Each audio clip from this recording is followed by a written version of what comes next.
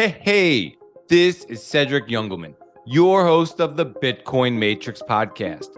Thank you so much for checking out my show, where we have philosophical conversations about the economic, cultural, and psychological implications of Bitcoin.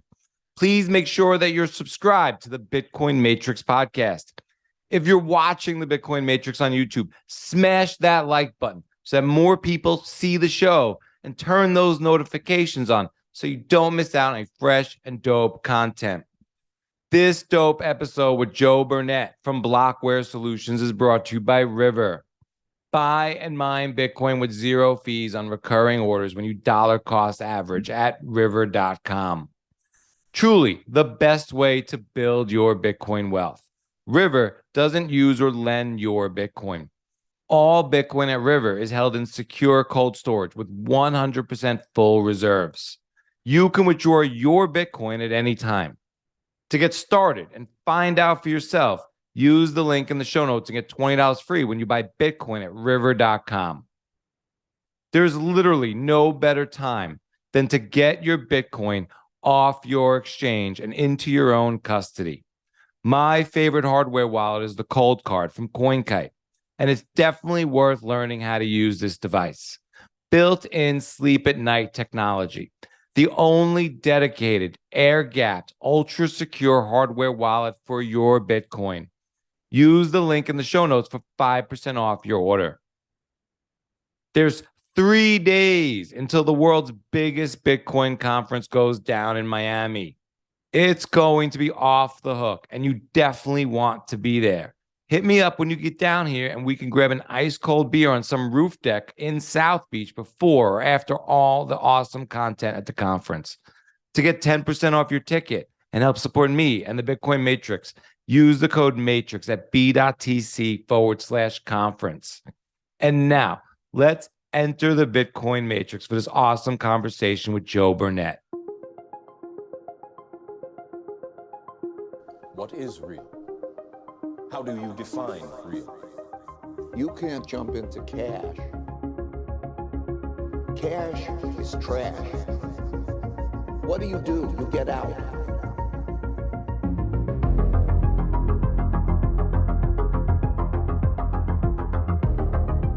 Joe Burnett is head analyst and product manager at Blockware Solutions. He has written extensively on Bitcoin, including many important research papers. Joe has been featured in Bloomberg. He was previously at EY and Mimesis Capital. None of this, as usual, is financial advice, but Joe knows how to run the numbers. Joe Burnett, welcome to the Bitcoin Matrix podcast. How are you? Doing great. Thanks for having me on the podcast. Yeah, I'm super excited to chat. I've been following you for quite some time, and I think I reached out to you right after my last show with Pierre because he had mentioned that you guys had just come out with a report on the Lightning Network. And it just kind of connected some dots for me because I'm like, oh man, I've seen Joe online a lot. He's putting out a lot of great stuff. But then, you know, when you get that touch point, it's kind of like when 3 touch points for Bitcoin. I'm like, okay, now I know I got to reach out to Joe. and then I started seeing you've been putting out a lot of great clips lately. And so I've been seeing those and great tweets. So I'm really excited to get into this. And I love that you have what seems to be a strong numbers background. So I want to talk a little bit about that. We do share a little bit of time. We both worked at, I call it Ernst & Young most of the time. I did get, that was like my second job out of college, being a financial statement auditor there. So what is your background? Can you tell us a little bit about your background before Bitcoin? Yeah, absolutely. So I discovered Bitcoin in college in 2017. I remember scrolling through Reddit at the time when I used Reddit back then. And I happened to subscribe to the cryptocurrency subreddit and the Bitcoin subreddit. And I remember, I don't know how I subscribed to it. In college, I majored in management information systems. My minor was computer science. I ended up going to grad school for business analytics. So that was kind of my background. And I was interested in technology, interested in business, and interested in finance, which arguably Bitcoin is kind of at the intersection of all of those different topics. And, Bitcoin I would say is kind of like a freedom tool, right? Or more of a libertarian type mindset, which I feel like I had since a young kid. So I kind of had the background and like the core principles to really dive it, like kind of like innately understand Bitcoin, or just be like more susceptible to like, looking into what it is and having some interest in it. But I remember hearing about it in college, scrolling through Reddit, and I just remember looking at the price during the year 2017 and seeing it keep going up, right? Like it went to $3,000 and then went to $6,000. And then at the very end, it went to $18,000, $19,000 before it just fell back down.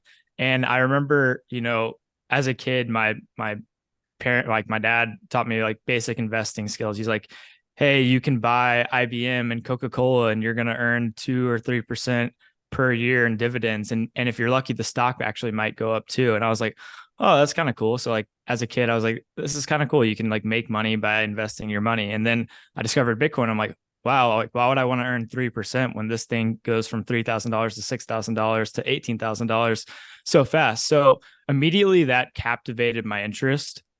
And then obviously didn't put much money into it back then. I was in college and still learning, didn't have much money. And then I remember the 2018 bear market just really dove deep into Bitcoin and basically became like a full-on Bitcoin maximalist. Like I learned that Bitcoin was simply the hardest money in the world, and it's special because it's immutable. You can't change that supply schedule, and it's simply the least uncertain future money. And so that's how I got into Bitcoin. Graduated college, started out working at Ernst & Young, did technology consulting, and quickly realized I was like, hey, I like this job. It's a great company. It's good to have on my resume, but my true passion is in the Bitcoin space. So I got the opportunity to come work at Blockware Solutions, became, the analyst there, and then became head analyst at Blockware Solutions, ended up writing that report with Pierre Rochard, who's VP of research at Riot Platforms. And that's where I'm at now. Sure. Sounds like a wild story to me. I mean, I especially remember when I was thinking about all those phases in my life, I was into investing early on. But my appetite for investing, I remember in college, I was looking a lot at stocks and tech stocks. I was in late 90s, and I remember I bought $1,000 of AOL or $2,000 of Dell and $1,000 of Microsoft. And then I started working at Ernst & Young. And part of my agreement, I couldn't own any of these client stocks. And I had to sell what to me seemed like a nice size stack, but it wasn't anything that was going to really change my life, whether I stayed in it or not. I wish I held on to those stocks in a lot of regards. But even in 2008, when the great financial crisis and thinking about gold and hard money, I didn't really, Bitcoin didn't exist early in 2008, at least publicly. And just thinking, okay, well, I like learning about this stuff, but I'm not sure how my engagement with it will change my life, or really change my life incrementally even. I got to go to work. I got to, I'm going to save my 401k. I'm not going to take risky bets in these things or whatever it is. So when you were first learning about, though, in that early bear market, was it more the technology side? Was it, you were thinking about long-term investing? Was it just scratching an itch? I mean, there's a lot of things you could study when you're in college, whether it's your course material or just other subjects you can go down. What kind of kept you gravitated towards or pulled towards Bitcoin, do you think? Yeah, it's such an interesting question. I guess I remember in college specifically listening to podcasts, like walking to class, coming back from class, during the day, at night, when I probably should be studying or doing other things, and listening to all these Bitcoin podcasts, learning about it from like the finance and economics perspective, getting into like Austrian economics, and then also learning about it like from the technology perspective of like basics of Bitcoin, like what's a private key, how does Bitcoin even work? And so, yeah, I kind of dove into all of the different aspects. I remember reading the Nakamoto Institute, which is what Pierre Rochard, Michael Goldstein, and I think maybe one or two other people put together back in, starting in maybe 2013, and they published stuff up until maybe 2018 or so. And I remember reading a lot of those basically blog posts that they made And looking at it, I was like, wow, this makes a lot of sense. Like it's short form content, but it's just very logical and like first principles based. And you would see, contrasting that, you'd see articles in Bloomberg or maybe on the Wall Street Journal or CNBC saying, hey, Bitcoin is just clearly a Ponzi, or clearly it's the tulip bubble. Obviously, that was like the big thing, I feel like, back in 2018 and 2017.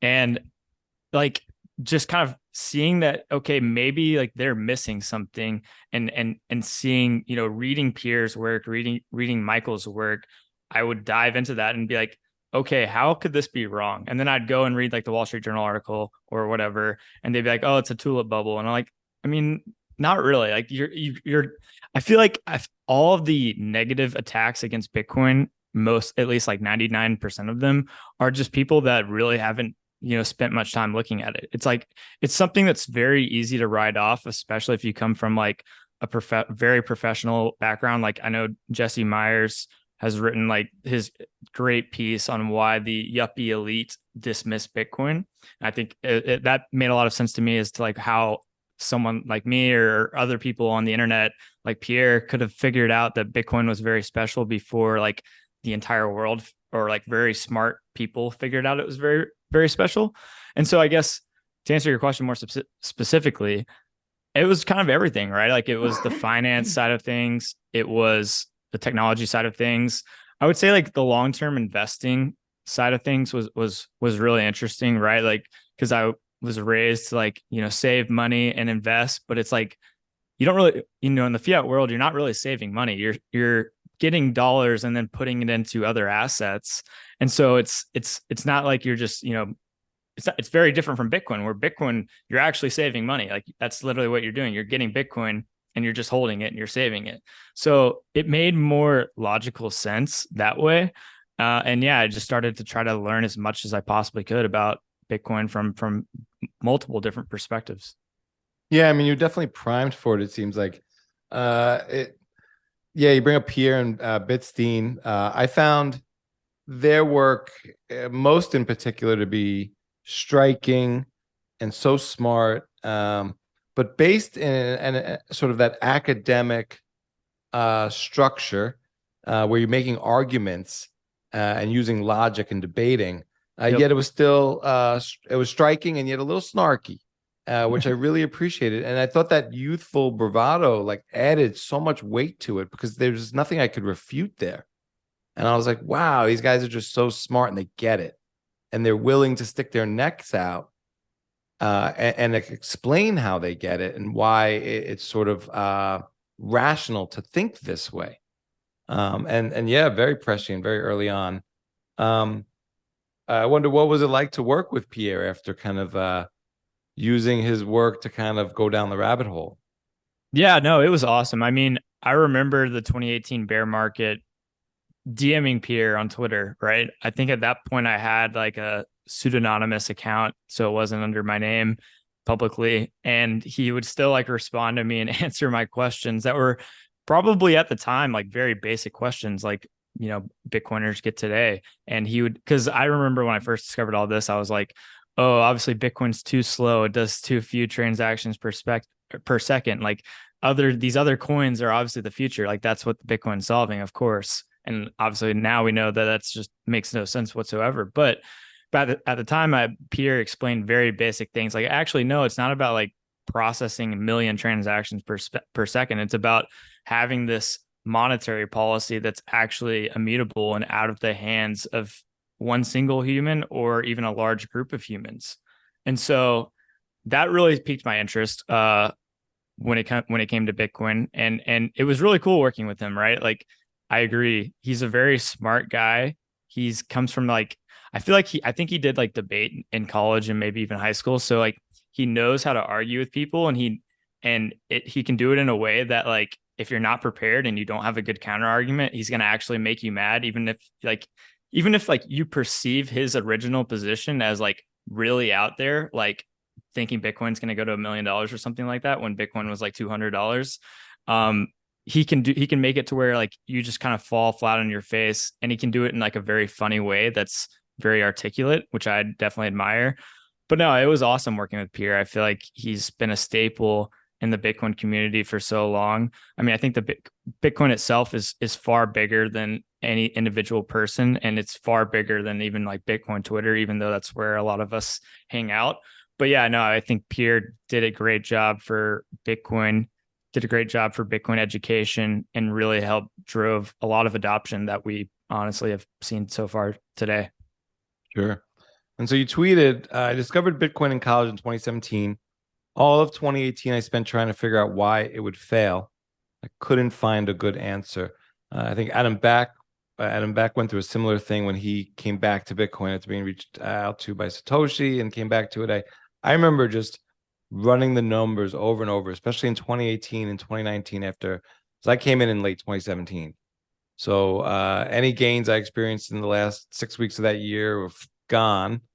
And I was still interested in this thing. And I'm trying to figure out why I'm interested in it and trying to figure out why I shouldn't be interested in it, because then I could just forget about it and move on. And I couldn't refute anything, but also every time I kept running the numbers, they got better and better, and they made more and more sense. So you also tweeted out, no matter what the Fed does, Bitcoin will hit 1 million by 2030. There is no asset with less future uncertainty. Only 21 million BTC, and nobody can change that. So here we are. The Fed met today. This might not go out for a couple of weeks, but monetary policy is quite uncertain. What do you make of the current environment with the banking crises, the regional banks, and what the Fed's trying to do right now? Yeah, I mean, I think starting back in 2022, we saw what counterparty risk even means, like even in the Bitcoin and crypto space, right? We saw BlockFi, Celsius, FTX all blew up, and it made people recognize that we're, remotely connected to Bitcoin, that if you're not holding your own Bitcoin private keys, you don't hold Bitcoin. And now I think 2023, we've started to see more of like the traditional finance world, or just maybe more just normal people that, live a normal life, realize like, oh my gosh, the banks don't even really have my money, right? Like we're learning that, okay, First Republic or Silicon Valley Bank may, have bought long duration treasury bonds at like the worst possible time, and now they actually don't have your money. So then, either they're going to go under, and they're not going to be able to give you your money, or the government is going to basically have to lend them money, and basically from nothing to give you your dollars back. And so I think more and more people are kind of realizing the facade and like just kind of the fakeness of fiat banking to begin with, and then they're contrasting that with Bitcoin, where you can run a full node and you can verify, the entire supply of Bitcoin and the supply schedule of Bitcoin. You can hold your own private keys and recognize that, when you receive Bitcoin to one of your addresses that belong to your private keys, you can use your full node to basically verify cryptographically that you received that Bitcoin. So unlike a bank where you just kind of log into Wells Fargo or JP Morgan or Ally, you use your Face ID or whatnot, like you don't really know if you have the money. It's just kind of like a screen or a number on your iPhone or on your laptop. And there's like an extreme lack of transparency, I guess, when it comes to banking. And we're learning that when it comes to especially like crypto exchanges in general. And there's a very extreme transparency when it comes to Bitcoin itself. And they're just so different, completely different like assets. And I think, very, very big picture as well, fiat is designed to debase, right? So like I said, when people are learning that, the banks don't actually have their money, if they get their money back, it's basically, lended out of, or printed or lended out of nothing. So even if you get your money back, it's a smaller piece of the total dollar pie. Whereas Bitcoin, it's the best of both worlds. You get to know that your piece of the pie is never going to change, and you actually have your piece of the pie. Right. So you went on to tweet, let me get this straight. Multiple banks are failing. High growth tech has been decimated. Inflation hits record highs. Interest rates are at record highs, and Bitcoin is still 7x higher than it was during the 2018-2019 bear market. This is hyper-Bitcoinization. So I agree with you that we're this whole thing has been a bull market. We're in hyper-Bitcoinization. But I also fumble with it's still a very small asset class. It's still evolving in terms of being able to absorb large capital inflows. It's not that big yet. I think powers and interests to be are aware of it, but I think they got bigger fires to put out right now. And the world doesn't revolve around Bitcoin yet, or doesn't know that it revolves around Bitcoin. It's sort of that yin and that yang. So how do we compare Bitcoin to gold, stocks, global debt, real estate, M2? Like, to get an idea of what kind of size this is within that bigger picture. Yeah, definitely. And yeah, I definitely do subscribe to the idea that this is hyper Bitcoinization. I think like CK from Bitcoin Inc. or Bitcoin Magazine has said that multiple times. And in the short run, like, it doesn't seem that obvious that it is. But if you really zoom out, it's very obvious. I mean, like I said, like literally at the bottom of the last bear market, Bitcoin was at $3,000 and it just kind of stood there. And now, last year the world was ending, banks have been failing. The entire crypto industry was collapsing, and Bitcoin was literally like $16,000, over 5x higher from what it was, which is just like quite mind blowing to have. Like, that was because like 3K Bitcoin was when I like dove deep into Bitcoin, right? Like I remember, like I said, I read the Nakamoto Institute, read pretty much anything. I listened to every single podcast I could, and I was like really just trying to figure out how could this be wrong, and I could not figure out why it was wrong. And I was like, this has got to be right. And then eventually it started going back up again. I was like, maybe it is right, and it kind of got scary. Yeah, I guess as far as determining what could be the total addressable market for Bitcoin, I think a lot of people have done some really interesting work here. I know Swan, their new CIO, just came out with that new website. I forgot what the website's called, but you can like basically build a model that shows what percentage of the monetary premium from those different assets like gold, equities, real estate, etc., you think are going to flow into something like into Bitcoin. And then you can kind of value it today based on like the calculations on the website.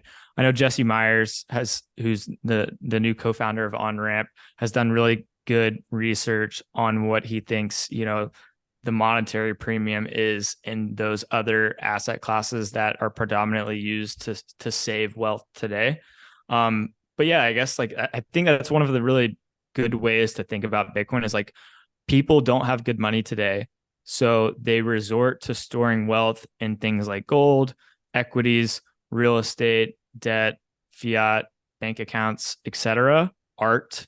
And if there was a better money, they would just store their wealth in the better money. It's not saying that people will never invest, but it's just saying that if there's actually good money, you won't have to be chasing yield and throwing money at everything when you're really at that point, when you're trying to like get that diversified portfolio, I think you're really just looking for the best money at that point to do that work for you.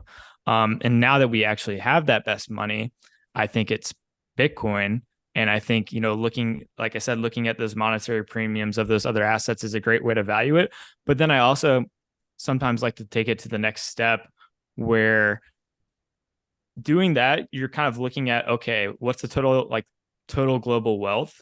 But I also think total global wealth is going to like explode and grow massively as it has over the last, 100, 200, 300 years. I mean, I had Luke Broyles on the Blockware Intelligence podcast, and I think he does a great job of really zooming out and saying crazy price targets or whatnot for Bitcoin and just technology growth and like quality of life in general.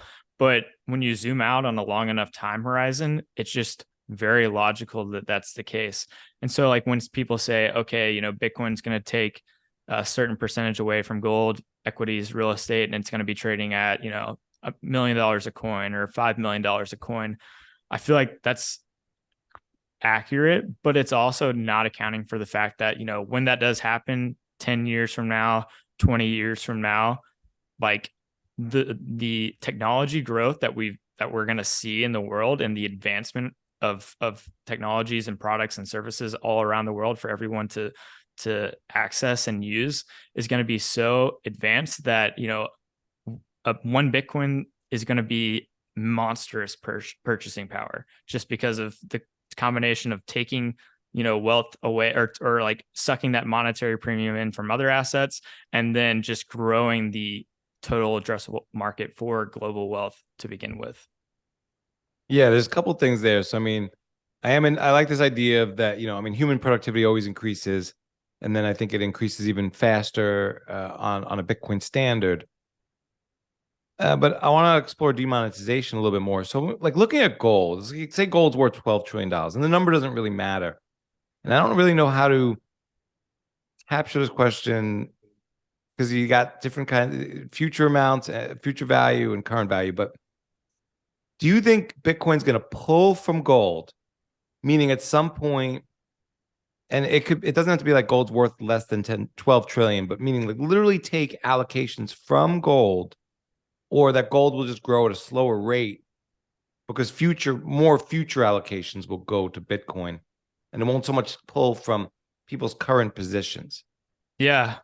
I mean, it's such a good question. And I don't, I mean, who am I to say? I don't 100% know either way, right?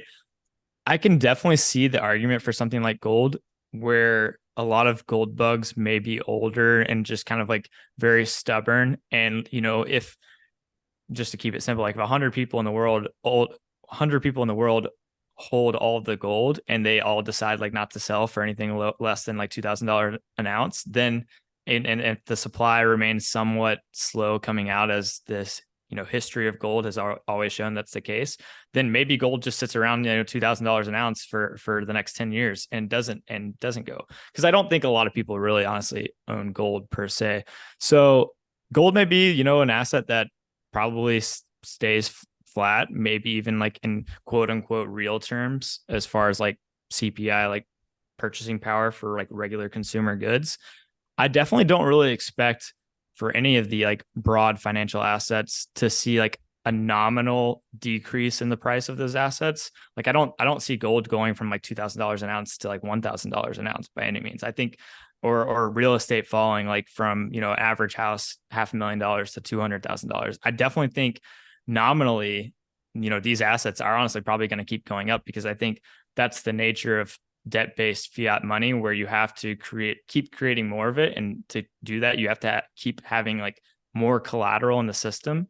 And the best way to do that is to just inflate the prices of those assets, which are the collateral, which would be real estate, equities, gold, et cetera, whatnot, even Bitcoin now.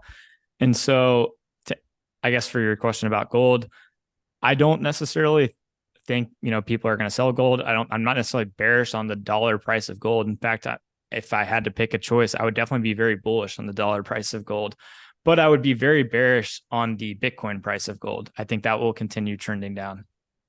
Yeah. So my initial take was, you know, Bitcoin and gold could run at the same time. Bitcoin would just run further. And, you know, without Bitcoin's existence, gold would run even further than it does with Bitcoin alongside it. But yeah, I don't know if I see gold shrinking. I don't know if I see everyone running to the store to pawn their jewelry for Bitcoin. It's kind of like where you can sell your house for Bitcoin, and if everyone sold their house for Bitcoin, the price of house drops. But or you could take a HELOC and keep the house, and everyone's house price could stay relatively the same or increase. And you know, with fiat, we know they're designed to increase in value. But then looking at sort of equities, I'm kind of curious, how much do you think 401ks are driving equity allocation? Yeah.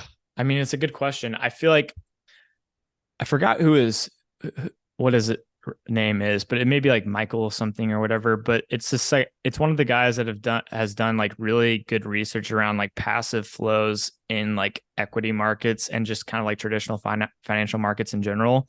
And I kind of subscribe to that. Like there's an ever increasing bid for things like equities, just because people are constantly buying more. Like I feel like boomers aren't necessarily like, or the people that have a lot of wealth, they're not necessarily selling equities. They're kind of just like living off the dividends and whatnot. No one's like, few people are probably really selling equities in size. So I definitely think there's a constant net flow into the system. And now, like when the economy falls apart, then there could be an actual drawdown as people sell assets that they have to sell just to survive. And maybe they have to turn off adding to their 401k because they lose their job or whatnot.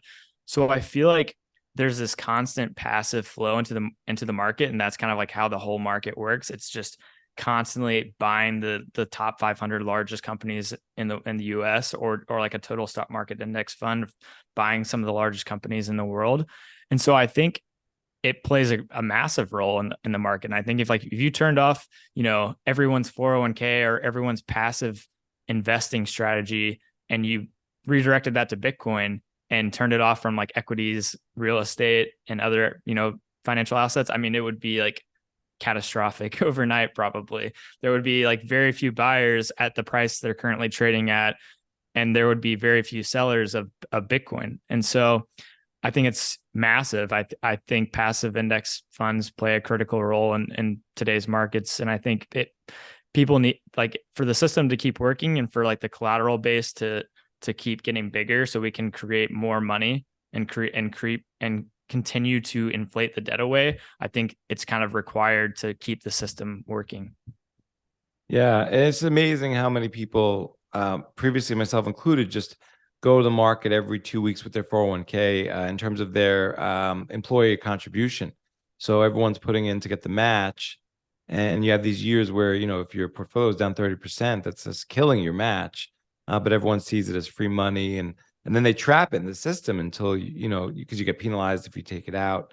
So no one's price shopping there, in my opinion. Very few people are, they're just, it's like, imagine you went to the supermarket. Bitcoin Tina used to talk about it. And you're like, I got 10 tomatoes last week, so I want 10 tomatoes. And now they went up from $1 to $10. Like, you're not buying 10 tomatoes anymore. But in your 401k, they're like, Apple's down, Amazon's up, so we're going to reallocate into Apple out of Amazon. It's just automatic. You're buying those things at whatever price they are. You're not thinking about the value. So along with that, how do you think about the monetary premium in equities? And how much of equities is just related to people looking to kind of make the perfect money and they can't save?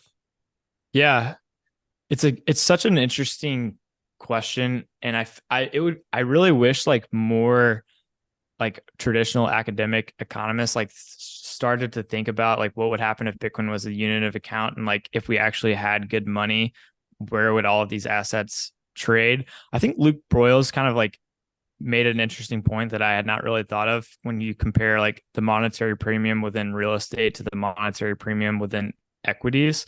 Like real estate, we've created all this real estate by basically like creating, like, by borrowing the money and buying like and building these houses and these apartment complexes and whatnot. But real estate's still like a physical asset that like really exists. You can put someone inside it. You can make rent, right? Yes, people are like storing wealth in these assets, and they like, think it's going to keep going up forever in dollar terms, which it probably will, but it probably won't in Bitcoin terms. But still, like, it's a real asset that exists. Whereas like equities, yes, they obviously, may hold real assets on their balance sheet, but you're really trying to obtain the future cash flows that company is creating. And when you look at it that way, it's like, I think markets are relatively efficient. And if there are profits out in the market, there's going to be, 8 billion other people competing and trying to suck those future profits away from you. Like, capitalism is brutally competitive, right? And so I think there's maybe been like, the last 50 years, or maybe the last 50 years, where money has just been really easy for a lot of large companies. The passive flows have been going into some of the largest companies. These large companies just have massive tailwinds that have made it super easy to just kind of survive, continue to get bigger and bigger, not really have to be very efficient. And now if we start to go into this harder money regime, or even like a high interest rate regime, it's going to be like, capital is going to be very tight. And I think companies that are like very big, bloated, and inefficient are probably not, going to do very well. I think, the advantage is going to go towards the smaller firm that can make more rapid decisions and capitalize on profits when it sees it, versus like the very big firm that may have been making profits for a number of years doing whatever, but, very quickly with new technology or whatnot, it could go away shortly. So I think when it comes to like identifying, okay, what's the monetary premium within equities, it's probably like pretty high. I mean, I know people have done some great research on like exact numbers, but I would imagine it's more than the monetary premium within real estate. That's interesting. You mentioned sort of the smaller companies there maybe doing well. I think about though, like when we think about easy money, like during the COVID pandemic, how like cruise ships got massive bailouts, and they took inordinate risk and they didn't have to suffer the consequences. Or I think about the local pizza place probably might not have survived compared to maybe the larger pizza company that was able to get different kind of bailouts. But how do you think debt will be different on a Bitcoin standard? Yeah, that's such a great question. I've tried to ask so many people this to see what they think. I definitely think there will be debt, right? I don't think there will be very long duration debt. Like there won't, in my opinion, there won't be I mean, I guess it depends, right? Like I personally think that the dollar and Bitcoin will coexist for like a decent amount of time.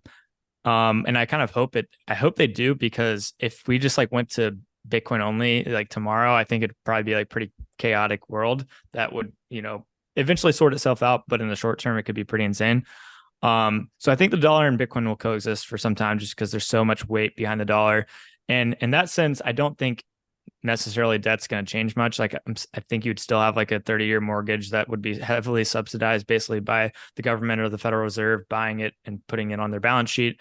But in a truly Bitcoin standard, getting like very futuristic, I don't think people will do things like a 30-year mortgage simply because I think the price of Bitcoin will like go up over time. There'll be natural deflation, and no one's going to necessarily want to lend you Bitcoins to build a house.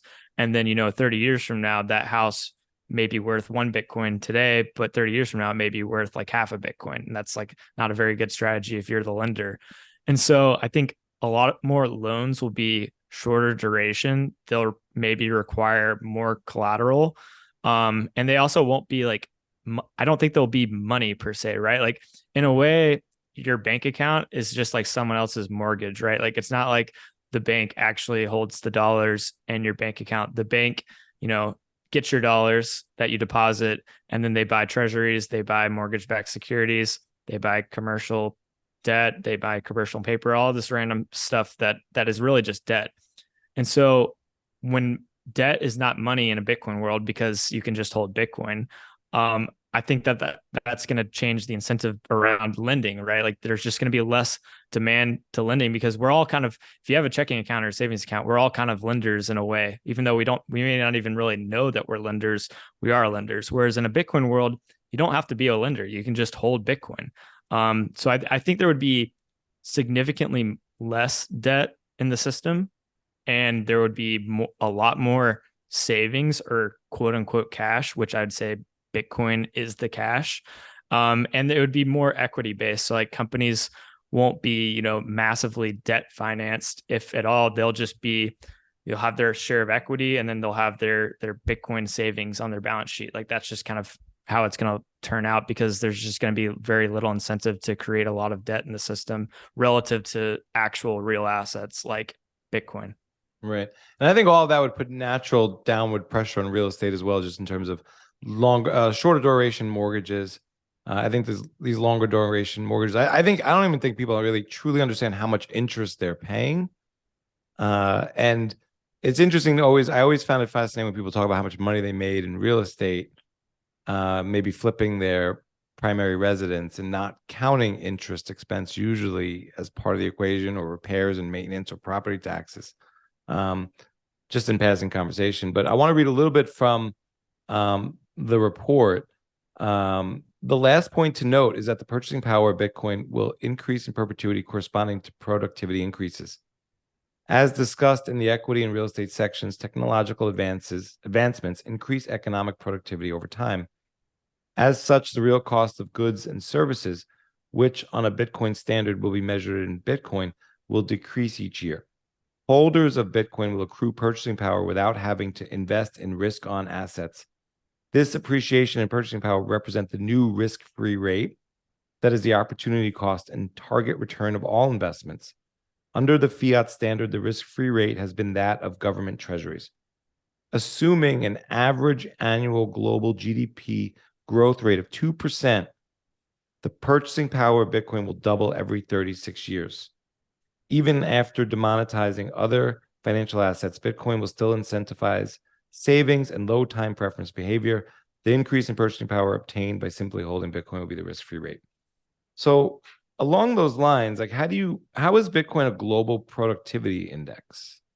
Yeah, definitely. I'll touch on that, but I also want to make a point about the real estate that you mentioned. A lot of people think investing in real estate is like investing, right? But I would argue it's more like consumption based. Like if you're buying a house for yourself, you're really just living in the house and like you're consuming. Like it's not like the walls that you have are going to do more for the world and make the world a better, more productive place. It's just like a house that you're consuming and it's going to degrade over time because these are like real physical assets that don't just last forever. But your question about the Bitcoin being a global productivity index, I think it goes back to what I was saying, where I believe markets are relatively efficient or they trend towards efficiency. Here's a interesting example. If you're a calculator company and you're manufacturing calculators, your cost of your materials and labor and all this stuff to make the calculator is like $1, and you're able to sell the calculator at Walmart for $10. So you have a massive margin. People all around the world are going to be trying to figure out, okay, this company is making a lot of money selling these calculators, putting these things together. How can we like either make the calculator cheaper and sell it to someone, or basically make the calculator cheaper, or like bundle it with another product, right? So then Apple comes out with the iPhone, or Google comes out with Android, and now we have a calculator app on our phone literally for free, right? And so now the calculator company is like, there's no profits anymore making those calculators. Maybe some people still buy them for the heck of it, but I'm sure the volume for calculator sales has decreased significantly, probably over the last 30 years or whatnot, or at least the profit margin for sure. And so because of that, it's not like the equity market really benefited from that. Like the calculator company didn't do very well. Apple may have done really well, but it wasn't like they did really well necessarily because they created a calculator app and sold it and gave it away for free. Apple did really well because they created like the actual iPhone itself and the App Store and all this other stuff. And so it's like that wealth may appear to kind of just disappear, but it really went to the consumer, right? It was like companies competing, the market became more efficient, and the profits in the calculator industry kind of went to zero. And so I think that big idea is going to play out among so many other products and services. And it's not going to the technology gains and the price deflation in those assets are not necessarily going to entirely accrue to the companies that create those products. I think in the short term, some of the like advancement will accrue to those companies if they're able to like maintain a small or a profit for a short amount of time. But as the market gets more efficient and the profits, get captured by competitors and it just prices trend down, that benefit and that, I guess, economic savings will actually get allocated to good money, which is Bitcoin, right? And so I think that that's going to be a trend that we're going to see. And that's why I think, okay, when companies do come out with good products that make people's lives better and make the economy more productive, that's going to, in the short term, get recognized by companies, and it's going to be recognized in the form of, dividend payouts or equity value. But in the long term, it's going to get recognized in good money. And now that we have good money, that's Bitcoin. And because Bitcoin, that value gets recognized in Bitcoin, I think of Bitcoin as potentially this global productivity index, where when people do those advancements, the value is just going to accrue to Bitcoin rather than, very large conglomerate companies. Sure. So then why is Bitcoin the best adjusted return in the market to see real alpha? Yeah, it's a good question. So I would say Bitcoin is very unique among all other monetary tools, and that it's really the one that can't be manipulated. And other things, you could argue like are less resistant to manipulation. Like gold is interesting. And like what I mean manipulated, I guess I mean like the future supply of that asset.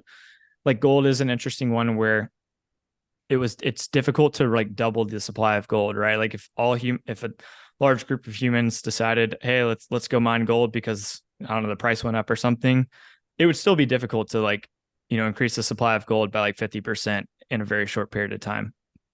Whereas other monetary tools, at least through history, whether it's like shells, glass beads, salt, ray stones, silver, bronze, gold, or not gold, but those examples, dollars, yen, Weimar Republic, the mark, Venezuelan bolivars, right? Like those monetary tools can be very easily manipulated by small groups of humans. And I think because Bitcoin is the one that we know that there's only going to be 21 million, and it's so difficult to change that. It's more difficult than I think every other monetary tool that exists. We know that there's like a lot of truth behind that, right? Because it can't be manipulated. And so I think that the price signals denominated like in Bitcoin itself are very unalterable and can't be changed because the supply can't be changed by a small group of people or even a larger group of people. And so that's basically why I think Bitcoin is like kind of a true sign for economic signals and like market alpha, because it's more of humans coming to the conclusion that we can't change it and we can't, alter it. It's kind of like we just discovered fire, and like now that fire exists, we have to like adopt our world and our society around this idea of fire. And now that Bitcoin exists and we can't change it, it's just like some tool that aliens have dropped on us. We're like trying to figure out what it is and we're trying to adopt to it. And it's more of like us conforming around Bitcoin rather than us creating Bitcoin or gold or seashells or whatever is money. Sure. In there, you mentioned something about price signals in Bitcoin. And I think this was in the report on energy gravity. And I'm kind of in. Are there two different kinds of Bitcoin prices?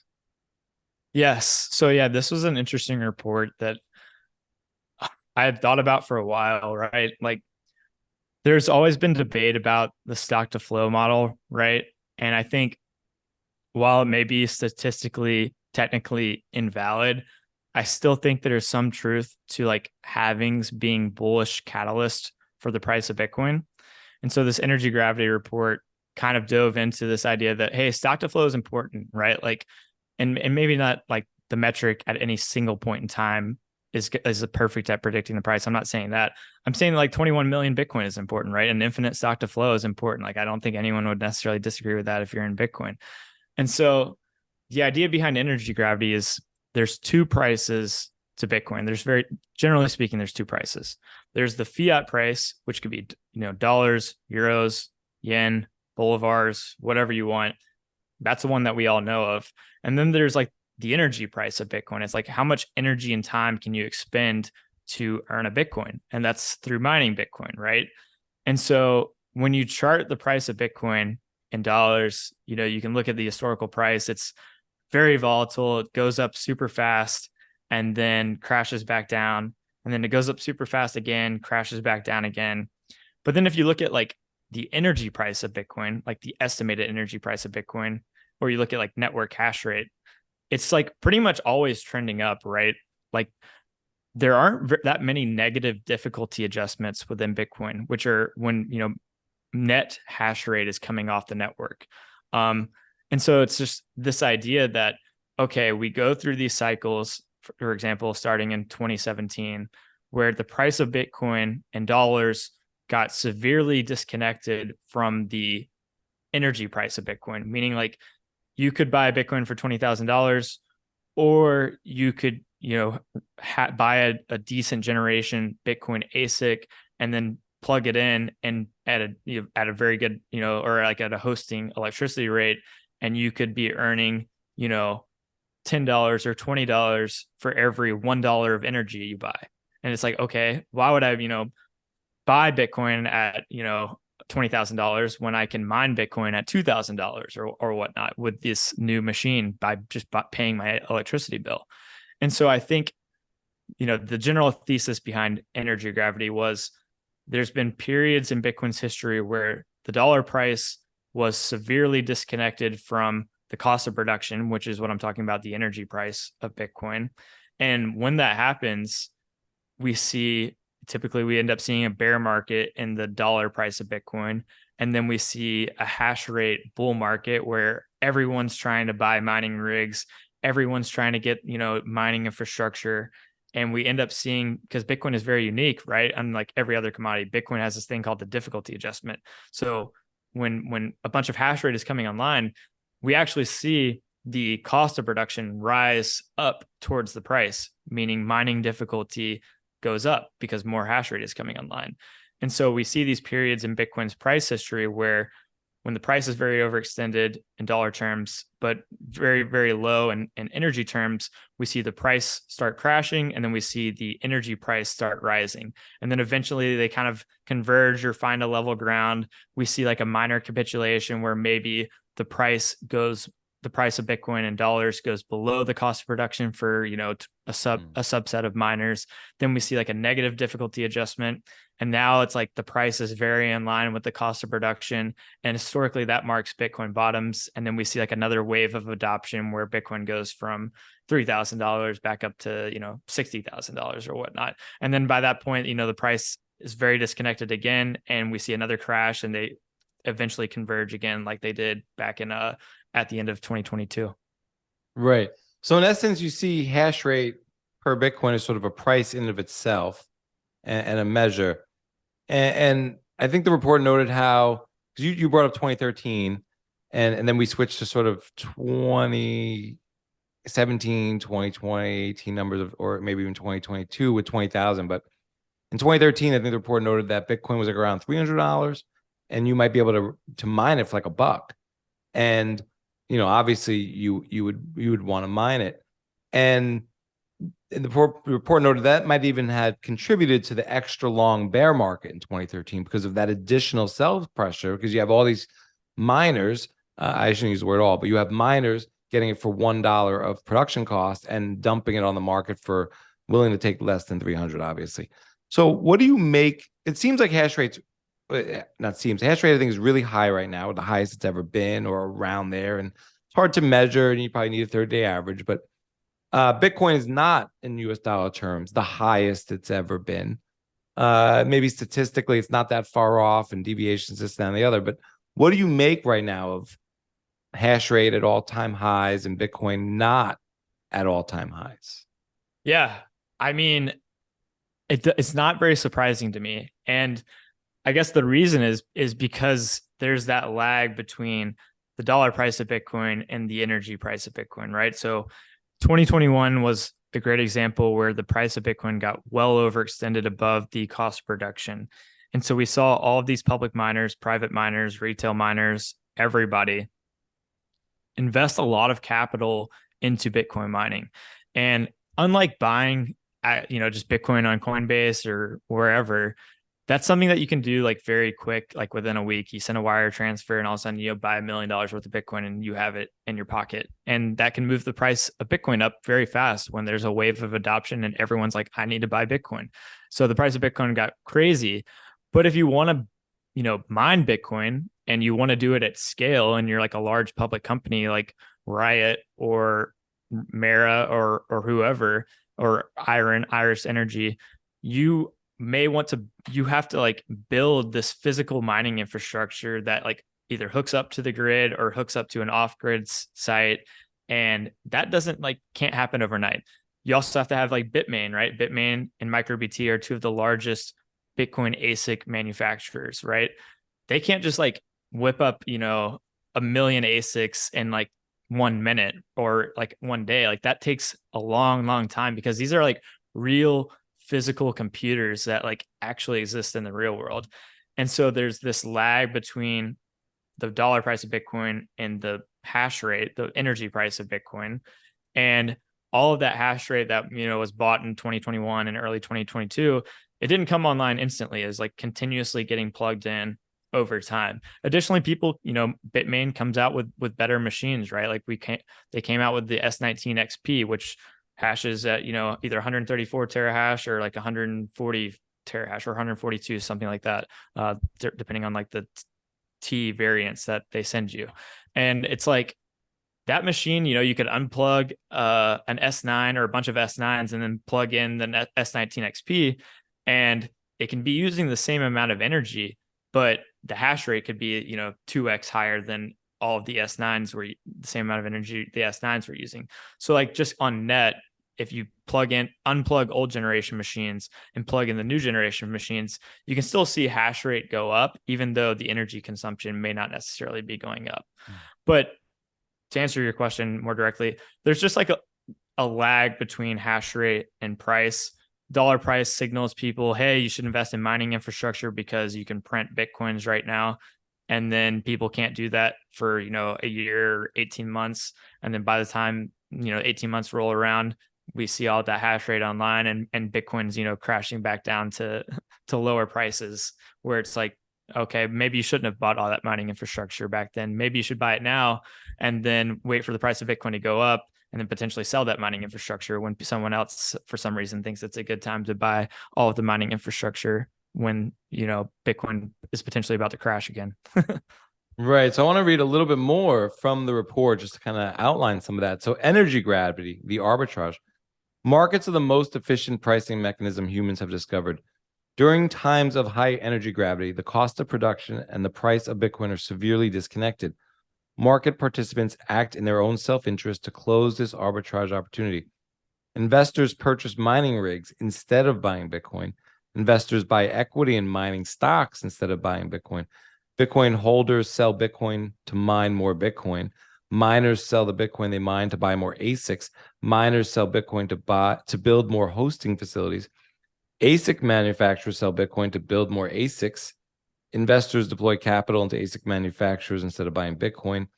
Energy companies start mining Bitcoin and selling what they mine. Examples, ExxonMobil and ConocoPhillips. Utilities and grid operators build more energy production assets, solar, wind, nuclear, instead of buying or holding Bitcoin.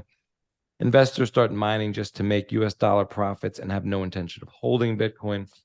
Also, an important thing to note is that miners don't necessarily have to start selling in size for the market to naturally compress this arbitrage opportunity.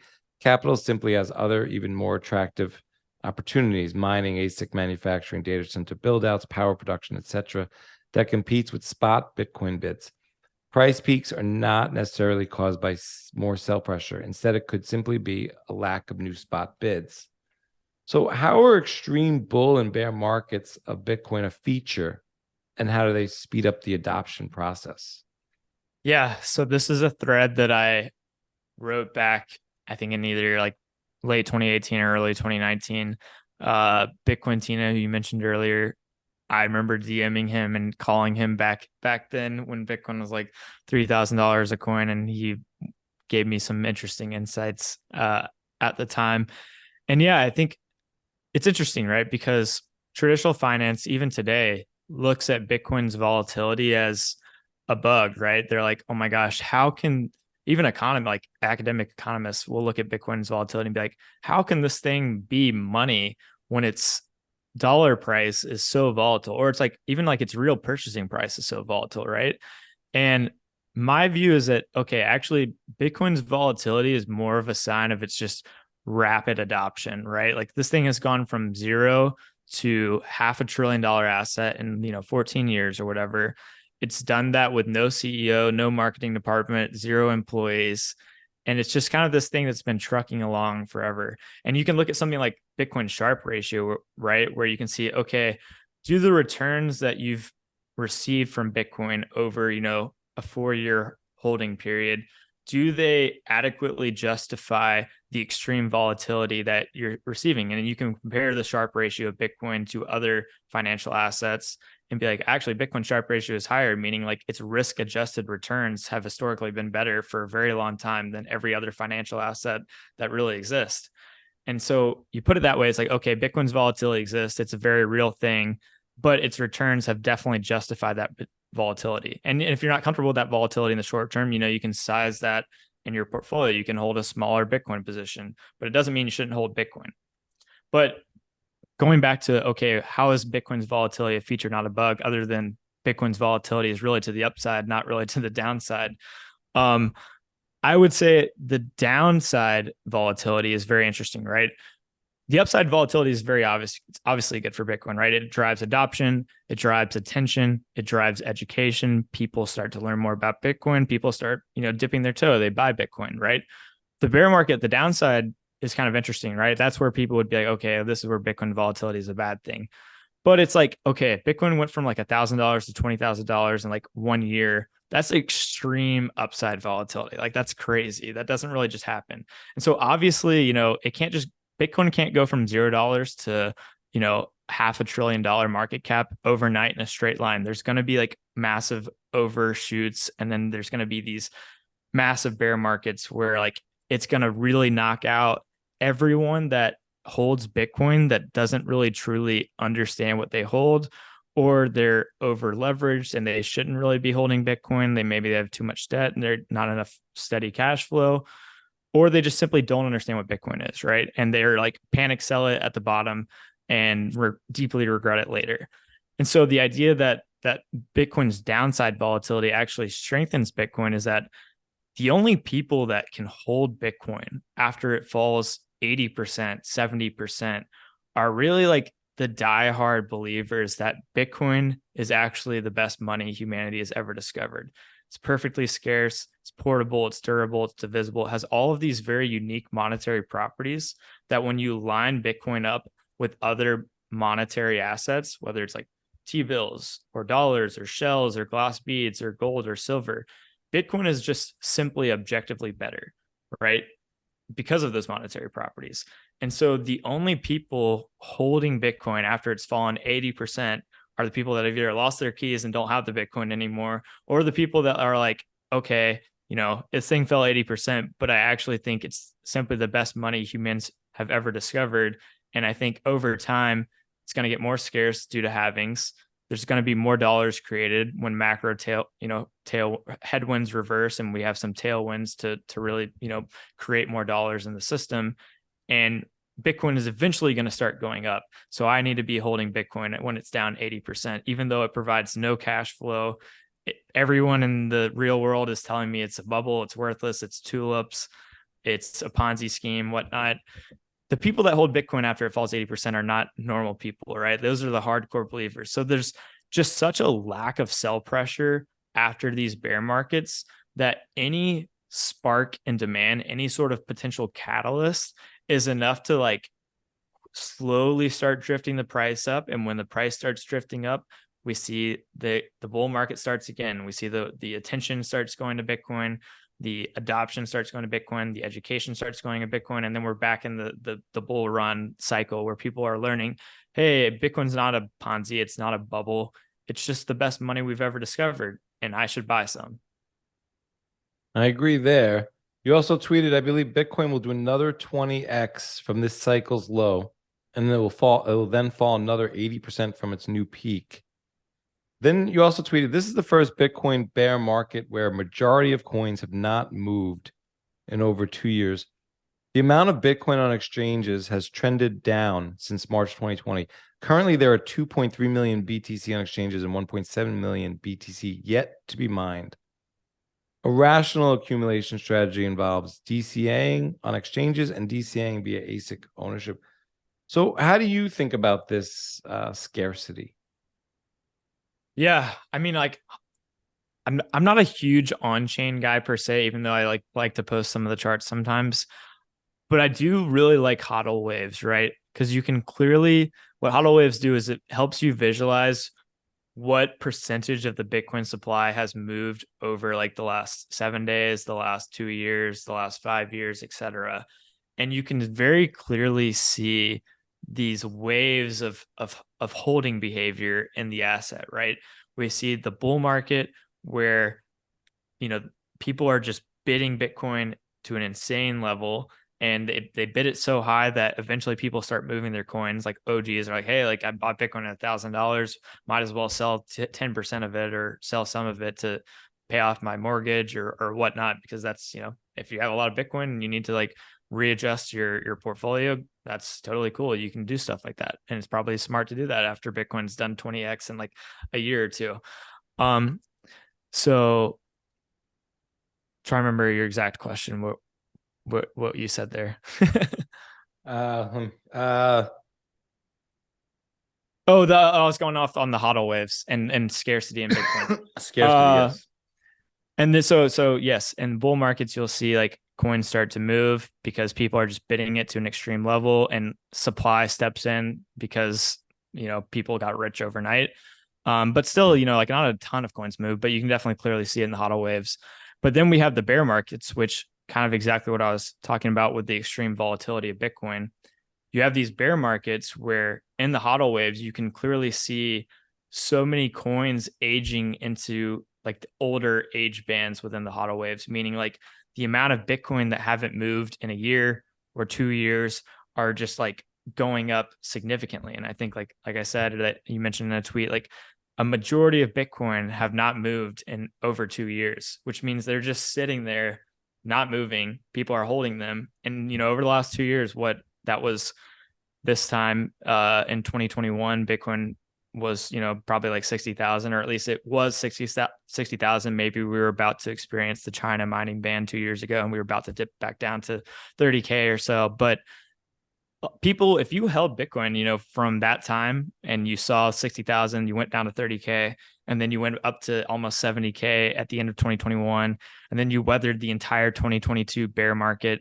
Like, you're a pretty hardcore holder, right? To not even touch your coins and even consider moving them or, investing them or generating yield from them in BlockFi or Celsius or whatnot, or selling some of them. And so like those are like really hardcore holders. And you can see like when the price falls, the percentage of coins held by hardcore holders is just growing at a pretty rapid rate. And it just goes back to that idea of, okay, in this bear market, when Bitcoin's bottoming, a lot of coins are being held by these hardcore holders. There's not many coins available for sale. So whenever we do have some sort of catalyst for demand, which could be a macro catalyst, it could be like a supply shock catalyst on halving, demand steps in, price starts to tick up, and then the adoption and education comes in, and the attention comes in, and we're back off to the races in another adoption cycle. Right. So, you work at Blockware. We did mention at the end of your tweet that the best strategy, or rational strategy, I should say, is involving both DCAing on exchanges and DCAing via ASIC ownership. So I'm assuming there's some sort of home mining or small mining. Do you think the US will ever attempt to ban Bitcoin and or tax mining?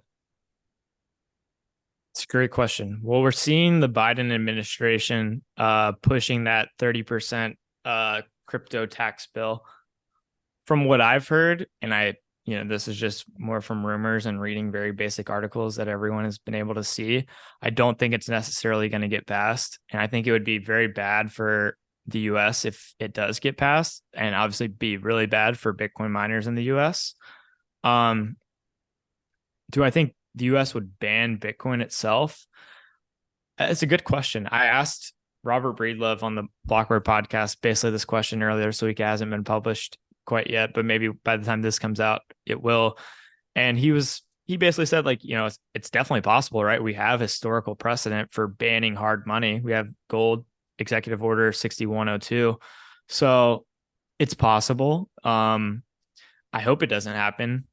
And, part of me like leans to it not happening, right? Like, I think gold was banned because it was what backed the dollar. And at the time, like they needed to stimulate, like there was still a debt-based system on top of gold at that point. And that was connected to the dollar. And they needed to expand that debt-based system and keep banks solvent, right? And grow the debt bubble to keep the economy trucking along. And because gold was connected to the dollar, that made it very difficult to do that without just the US giving over all of their gold to anyone who wanted to redeem their dollars for gold. So they kind of had to sever the peg and had to make holding gold illegal to stimulate the economy. But Bitcoin's like, the dollar is obviously not backed by Bitcoin. Maybe it should be, but it's currently not. So the Fed, in my opinion, can basically, in the government itself, they can stimulate the economy as much as they want. Like right now, they're trying to do they've been trying to do the opposite. They've been trying to slow the economy and keep it cool. But they've learned, and like Powell has said this, when people, I guess, ask him like, are you worried that you're going to overdo it with the interest rate hikes and the quantitative tightening? And he's like, not really. Like, we know we can print dollars, right? We can buy assets, we can buy mortgage-backed securities, we can buy treasuries, we can do all of this. We can stimulate the economy and get inflation ripping again. It's more of like, can we stop it, and can we tame it, and can we make money hard to get? And so I guess to answer your question about, can they ban Bitcoin? Sure, like they can try, and like other countries, probably have and probably will. But I don't necessarily think the incentive is quite there yet. I think maybe as we get closer, and like if we do see like a full-on like hyperinflation type scenario, which honestly I don't think we will see, and I hope we don't see, we could see like, an effort to like ban Bitcoin and confiscate it from at least like the large entities that custody it. Like Grayscale comes to mind, Coinbase comes to mind, things like that. But I think, if you self-custody your Bitcoin and and we get more people to do stuff like that, and we teach people the importance of self-custody, I think it makes the like logistics of banning and confiscating Bitcoin very difficult. And I think that will lead to a more free, prosperous society. And I think, if everyone's self-custodying their Bitcoin, it's not like it's going to be more difficult for the government to ban Bitcoin. And it's also going to be less popular for the government to ban Bitcoin. I think Bitcoin's going to kind of infiltrate the financial system because it's simply the best money, and it's like this number go up technology. And as more and more people have Bitcoin, whether it's like directly you hold Bitcoin that you self-custody, or it's like you hold a 401k which holds MicroStrategy and they hold a ton of Bitcoin, and then now all of a sudden, 5 years from now, there's not just MicroStrategy, there's 10 other companies or 100 other companies that have like billions of dollars worth of Bitcoin. It's going to be pretty unpopular to try to like ban like one of the largest financial assets in the world. And it's going to make a lot of people unhappy.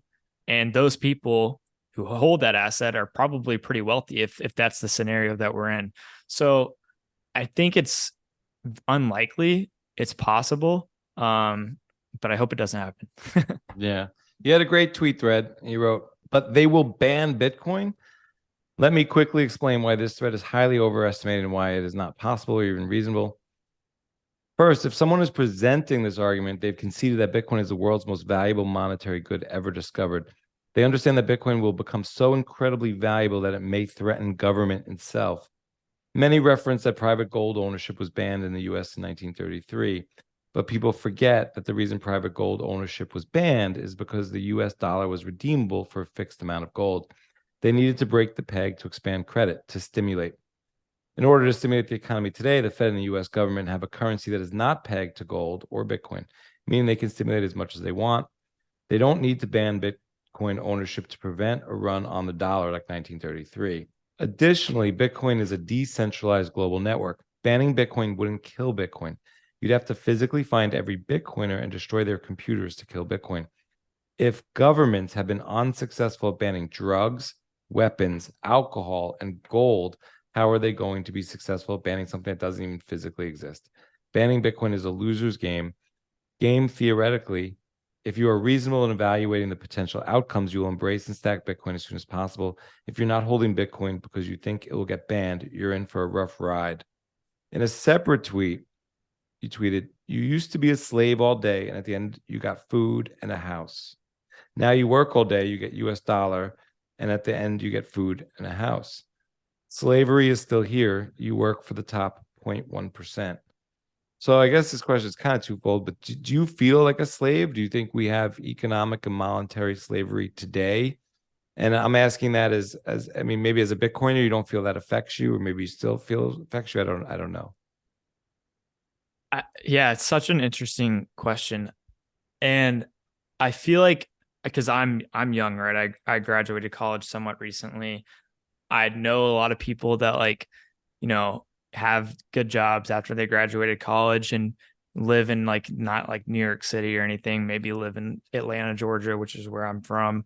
And it's like looking at people that graduated college recently, work great jobs, make good money, live by themselves, don't even have kids or anything. It's like that. It's like, how would these people, these like younger kids, like ever really be able to afford something like a house, which is like kind of and it's like, yeah, you can afford like a dump somewhere, but it's like, if you want to afford like a decent house in a decent neighborhood today with housing prices at like $500,000 for like a 3-bedroom, two bath, and interest rates at 5%, 6%, 7%, whatever it is for a mortgage, it's like your monthly payment is just like massive. And I honestly like question how some people really do it, being like an average person making like a median wage and like maybe even carrying things like student debt, or they had to pay their way through college and I don't know, took out loans of other nature, have a car payment and whatnot. It's like there's so little chance, if you're just a normal person, that you're ever really going to be able to get super ahead without something like Bitcoin. Like you would literally be stuck on the hamster wheel forever. You would never get out of it. And it's like, on the other end, you have, someone that may have, over the last 10, 20 years, had a decent job or whatever, but maybe they were like stacking real estate. Maybe they have like 20 houses and it's worth like, each of them are worth like $500,000, and now they've accumulated like a nest egg of $10 million, and they're like just living off the high rents that people like me are paying to survive.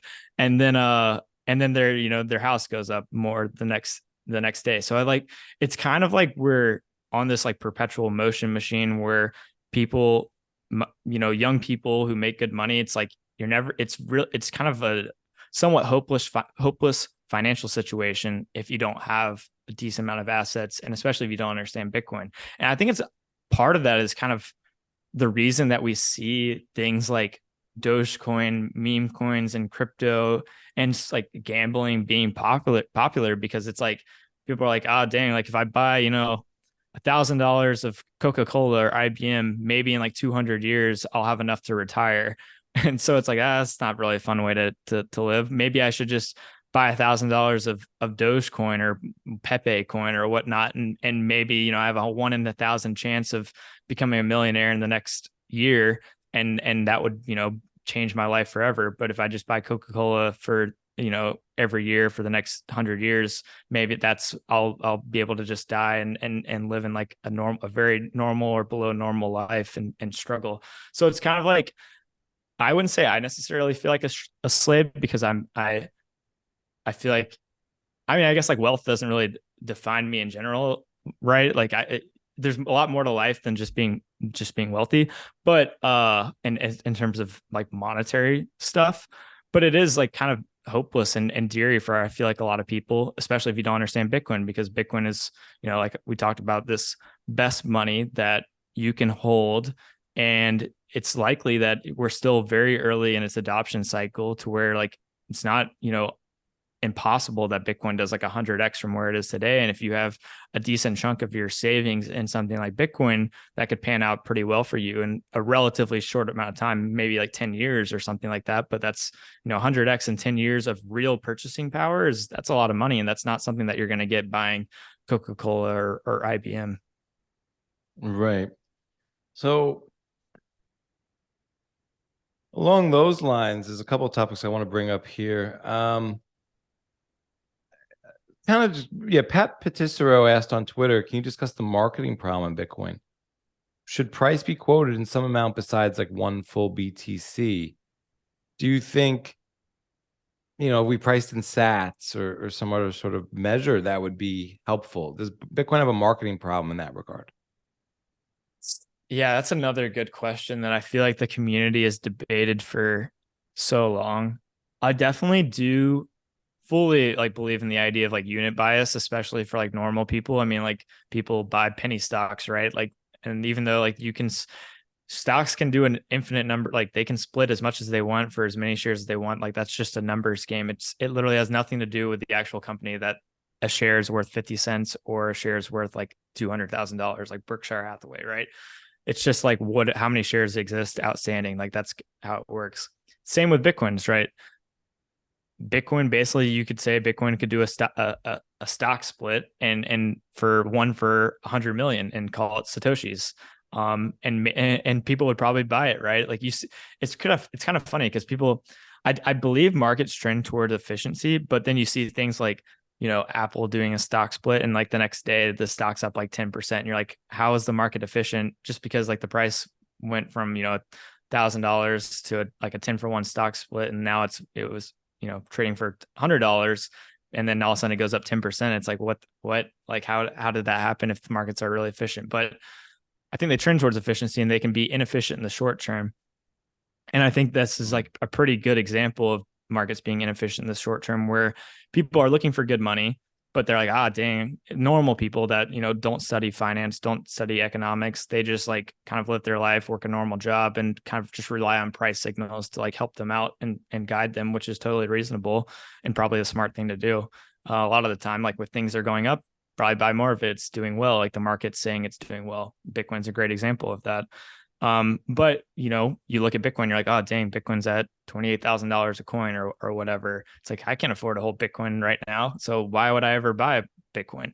And whereas like if you, bought 1,000,000 sats or whatever for $280, that could be a material amount of wealth in the future. And it could outperform all other financial assets that you might be intending to purchase and otherwise. And so it's like, I think it would help normal people maybe that like don't really understand much, but I don't think it's like detrimental to Bitcoin if we like don't quote it in sats or like sats doesn't necessarily become the standard. I still think like the best money objectively wins. And even if people are looking at it with the decimal place and they're quoting Bitcoin in terms of like 100 million sats, I still think it's probably going to be fine. It's just may not be helping people that aren't diving too deep into Bitcoin that may have bought, 1,000,000 sats, but they may not necessarily want to buy 0.01 BTC. Right. I got this from Jimbo, who wrote Orange Coin Good, the book. And he was talking about how when Bitcoin hits $1 million per BTC, you'd have to imagine some exchanges are going to switch to a pricing in sats at that point, 1 penny per sat. And when someone newer to Bitcoin who came in anytime after today and they log in that morning, they've never bought or they have a little bit and they're like, wait a minute, it's a penny a sat? I'd pay 2 cents a sat. The price doubles overnight. When people start looking at it in those terms, all of a sudden it becomes a shit coin again. It's incredible. You could look at BTC as the next Bitcoin in that regard, but I do think unit price bias really impacts people.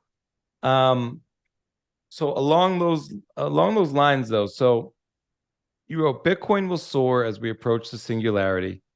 A future parabolic bull market will be driven by AIs acquiring BTC. You also wrote, I'm starting to believe Balaji thinks Orwellian-like crackdowns are coming on the digital dollar in July. They will restrict your freedoms and prevent you from moving money to places they don't like. Pushing Bitcoin is his last-ditch effort to keep America free. You also wrote, Open AI plus Boston Dynamics plus Bitcoin plus humans equals singularity. Global economic growth is about to explode. 1 BTC equals 10 million plus. Another tweet was 1 million BTC in 900 days. I think that was in response to Balaji's 90 days. I think we all think about gradually, then suddenly. But at the end of the day, I think, the question comes down to is Bitcoin a black hole? It's a good question. I think in terms of wealth, it can kind of appear that way, right? Like if you're valuing the entire global wealth of equities, real estate, bonds, dollars, whatever, that denominated in Bitcoin is just like crashing like crazy, right? It's been crashing like crazy for 14 plus years. And I think it's going to continue to crash like that. And I don't necessarily think like those assets per se are going to go away. It's more of just like Bitcoin is going to outpace all of them at like pretty breakneck speeds. So in that way, yes, Bitcoin is a black hole, but it's not like a bad thing per se, where like a black hole is just going to come in and obliterate everything. It's more of just like those assets denominated in Bitcoin are going to continue trending down, and Bitcoin is just the best money and the best unit of account we've ever seen. Very true price signals. And people are just going to figure that out over time, whether they understand that Bitcoin is the best money because it can't be changed by humans. It's scarce, portable, durable, divisible, etc. And they realize, okay, at least this is my frame of mind. Okay, because of that, economic systems inevitably converge on one best money, because that's what money is. It's a tool to facilitate trade. We're not going to the market and trading eggs for cows or chickens for cows or whatnot. We're going to the market and we're trading one tool for a bunch of different goods and services. And so when you understand the concept that, okay, economic systems converge on one money to be used for trade. Now, what is that one money? Well, it's the one best money, because if there's only going to be one, it's got to be the best one. And then it's like, okay, well, how do you figure out what the best money is? Well, to figure out the best money, you look at each tool's unique monetary properties. And Bitcoin has the most, in my opinion, the most superior monetary properties. So then you can objectively see, okay, Bitcoin has the best monetary properties. It's the best money. Society converges on one best money, and that best money is Bitcoin. And so in a way, Bitcoin is simply this black hole, as it's gone from zero to $500 billion asset. It's the equities, real estate, whatever, that's going down, denominated in Bitcoin pretty much forever. And it's going to be volatile, but it's going to continue that way. So in a way, yes, I'd say Bitcoin is a black hole. Right. And then one of the tweets we read there, you mentioned AI, Boston Dynamics, talking about the singularity. That seemed very positive and optimistic. So, and I never heard Boston Dynamics. I'm not saying it's not been mentioned before, but kind of included in that mix. So what's going on there, and why do you see those things in a positive light? Yeah, it's a good question.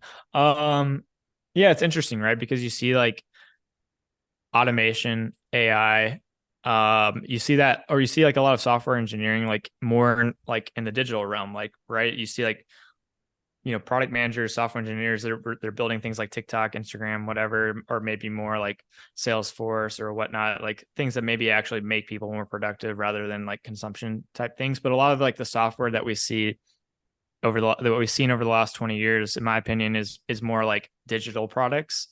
And I think we're kind of approaching a point maybe where we're going to see more software built for like actual physical products.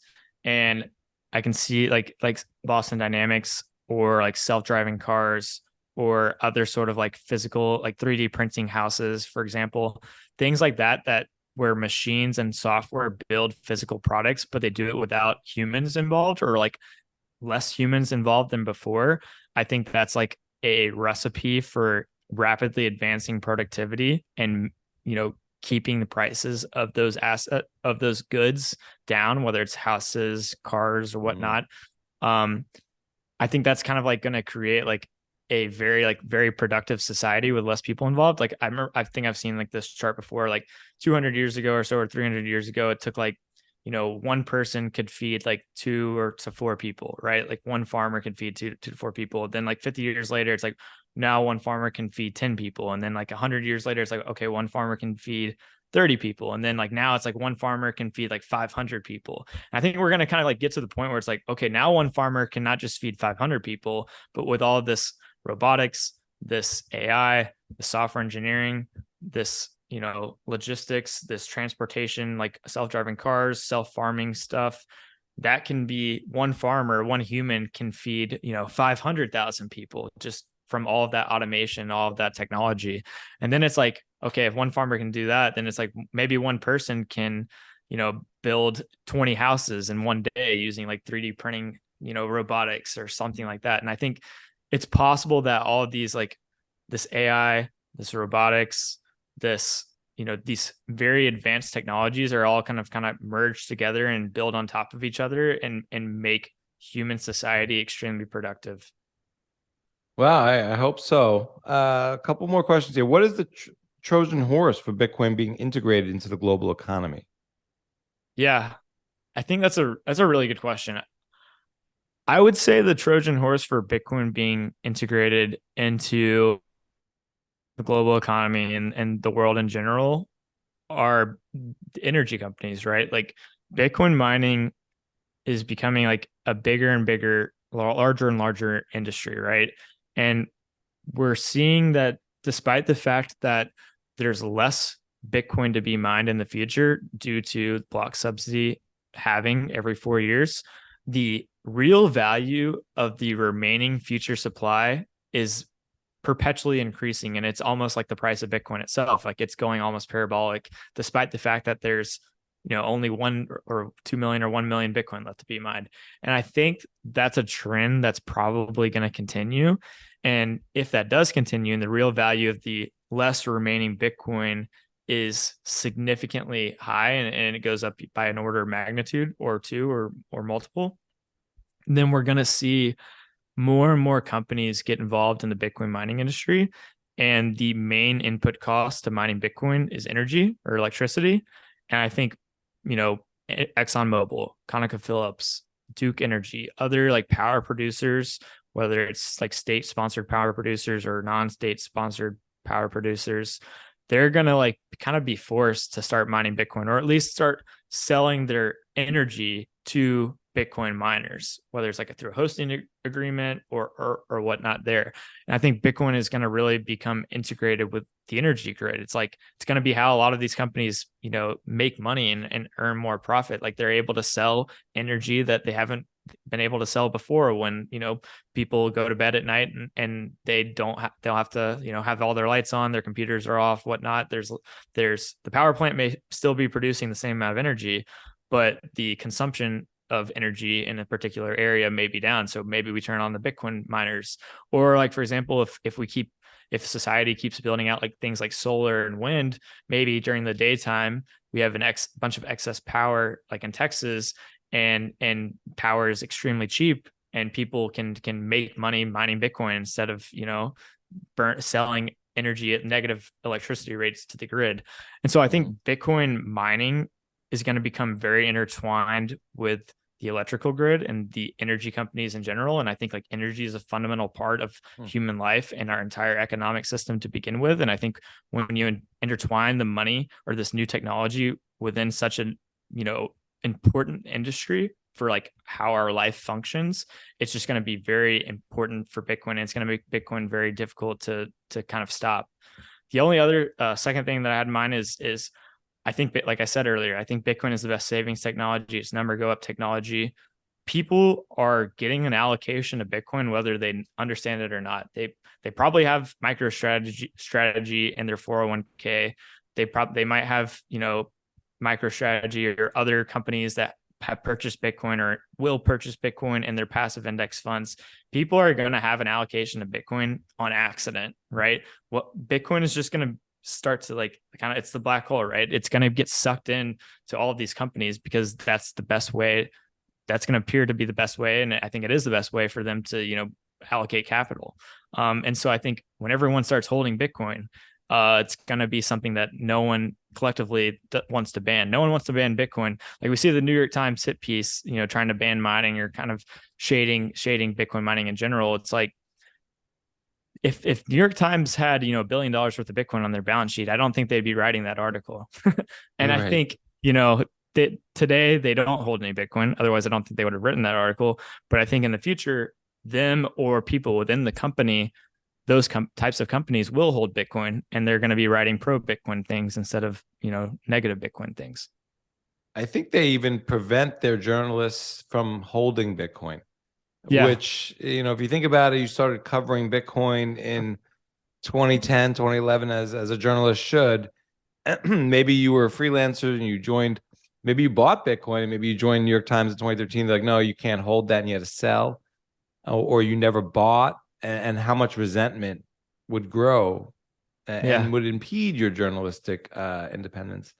So I think you've noted, Bitcoin mining will be one of the fastest industries in the world. I think the way you kind of outlined how that's going to happen through the energy sector is very interesting. So then, if you could orange pill anyone in the world, who would it be? That's a good question. I don't know. Like I I don't think anyone necessarily like needs to be orange pill. Like, I mean, everyone should be orange pilled, but I don't think there's like one person that's like, if they were orange pilled, like the world would necessarily change overnight.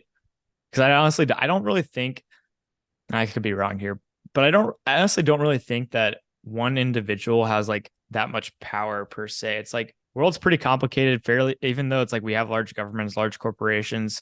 Those are still like large governments and corporations composed of like millions and millions of individuals. And like they kind of have like this sort of semi-decentralized org structure where like not even like CEOs necessarily have like power to do absurdly crazy things. So like even if you like orange pilled the CEO of like Walmart or Apple, it's not like they can just disagree with their entire board of directors and buy $100 billion worth of Bitcoin. Same with like presidents of countries. Like it's not like they can just do that necessarily and go full fledged without just like getting kicked out of the country or something like that, or losing their job. So maybe this is like a weird answer to the question because no one really came to mind. I would say like no one, or it doesn't really matter. Just because I don't think it's not a huge deal for Bitcoin. Bitcoin's going to succeed without any individual person, most likely, in my opinion. I respect that answer. Maybe you don't have to say names, but maybe someone in your personal life you would have loved to see Bitcoin orange pilled. Yeah. You don't have to I say mean, like, who it is, but is there someone, if you want, you yeah, can say, but I would say like maybe like family members, maybe like that, you know, kind of have dipped their toe into Bitcoin, maybe in a little bit, but I'm like, but maybe should have like a larger allocation, someone like that. I hear you. So then my final question before we roll out is, are you optimistic about the next, 7 years of this decade? It's a good question. I mean, I would say yes. Like I'm honestly a very optimistic person to begin with. So I don't necessarily like bad things can certainly happen. Like we could go to like a nuclear war type thing, or like technology could get really advanced and like all of a sudden everyone has the power to like destroy the world and then the world just ends. So like certain like scenarios like that could certainly like play out and like bad things could happen. But I would say I'm a very optimistic person. I think like over the next 7 years, Bitcoin adoption is going to continue to grow. Technology is going to continue to advance. The price of Bitcoin is going to be significantly higher from where it is today. In 2030, it's going to be very higher. I think, more people are going to be holding their own private keys by that point.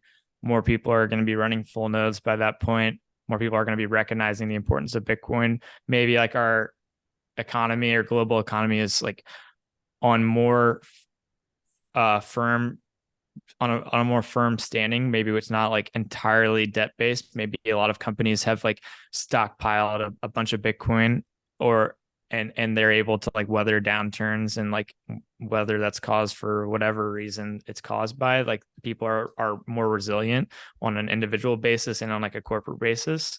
And so yeah, I'd say I'm generally optimistic for the next 7 years for Bitcoin, for the world, and for everybody. Yeah, earlier in the conversation, we were talking about counterparty risk and people kind of waking up to that with the banks. And I do think people are kind of sensing that. I just don't know how much people are really ready for personal responsibility, which is the opposite of that. And sort of, okay, well, now I'm going to rely on myself and figure this out. But I also think Bitcoin security and technical applications will evolve over time, and these things will be much more manageable, and they'll be built into the culture a little bit differently and through the money itself. Joe, I've enjoyed this conversation tremendously. I really like the way your mind works and how you're thinking about things. So, anytime you have something you want to discuss, I'd love to have you back. I'll leave it to you for any parting words and to let people know where they can find you and your work. Yeah, no, thanks so much for having me on the podcast. I feel like you have one of the most underrated podcasts in the Bitcoin space. You bring on very high quality guests and you ask questions that don't usually get asked on other Bitcoin podcasts, and you like really try to get to a deeper answer. So I really admire that. So thanks for having me on. As far as where you can find me, I'm I Capital on Twitter, or Joe Burnett on Twitter. You can also find me at Blockware Intelligence. We also have a podcast. We have a weekly newsletter. And it also, if you, like I said earlier, you can buy Bitcoin, you can also mine Bitcoin. And we recently launched the Blockware marketplace where, unlike other, mining Bitcoin before, where it's like very untransparent. It's hard. You can log onto the Blockware marketplace, marketplace.blockwaresolutions.com. You can pick a mining rig that's literally hashing. You can see the active hash rate right now, hashing in a specific location. All of them right now are in Kentucky in the US. And then you can buy it and it can be hashing to your wallet within minutes. So it's a pretty cool platform for people that want to mine Bitcoin, but want to do it like a very transparent and trustworthy way. So definitely check that out if you're interested. But yeah, if you want to get in touch with me, definitely DM me on Twitter. I try to respond to all of the people that DM me. Awesome. Thank you so much, Joe. This has been so dope.